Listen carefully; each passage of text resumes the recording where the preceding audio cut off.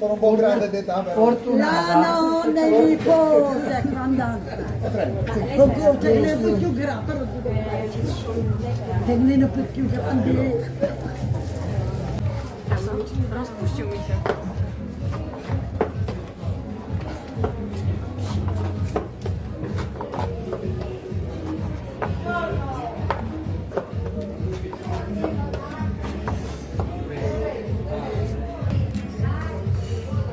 Популярното за бари, което се казва орекете.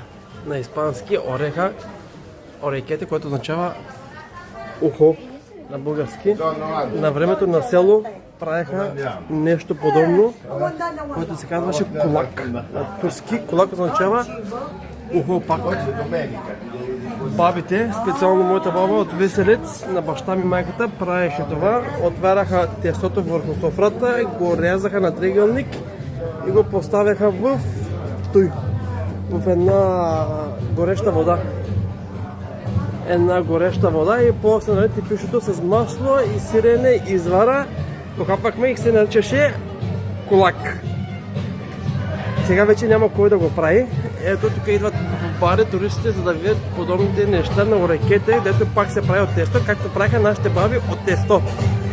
Както правиха сулуберек при нас. При турците сулуберек, какво означава той? Или пък макарна, видя се. Баница от пак така по същия начин с мокра баница, буквално преведено. Пак по същия начин го правиха. Тук правят парти.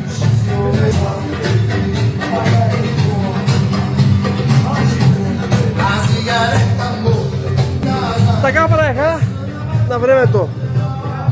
Сега вече няма кой да го прави. Не знам после кой е ял, кой знае тия неща, кой ще се сеща въобще, защото хората забраха откъде са излезли.